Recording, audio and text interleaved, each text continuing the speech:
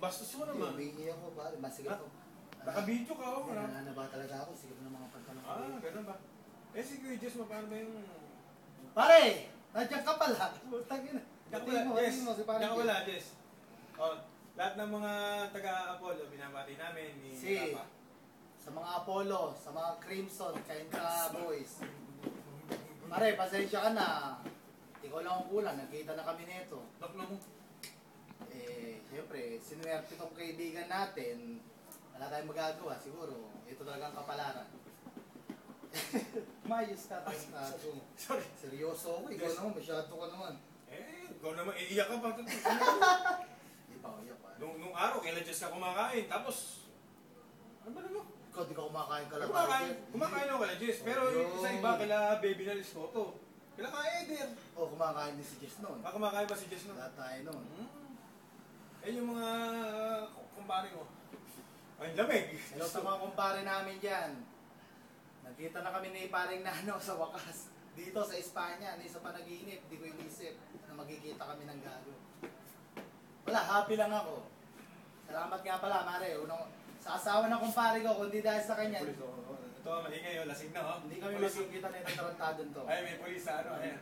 Kahit naman yan, pare. Wala naman tayong ginagawang kalokohan. Hindi tayo papasin niya. Hindi, sinasabi ko lang sa kanila, may pulis, may dumaan. Pulis naman sa atin eh. Pulis sa atin, walang kakwento. Mabuhayan naman doon. Ikaw may sabi, hindi ako siya may sabi nun. Bumati ka na. Bumati na ako. Kilokong pa. Seryoso, pare. Walang biro. Serious. Ito na ako.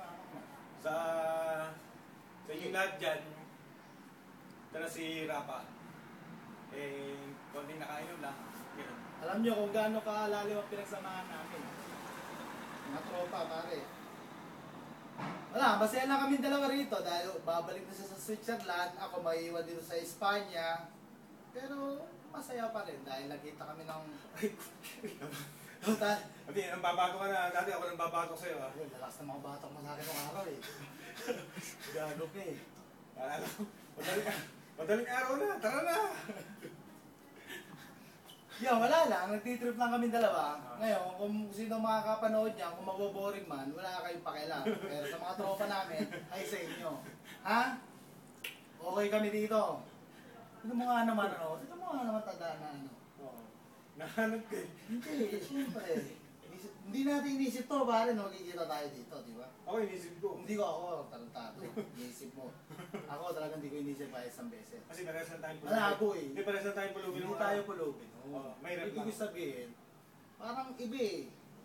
Ako, kaya ako nakapunta rito, pinitisyon ako ng nanay ko.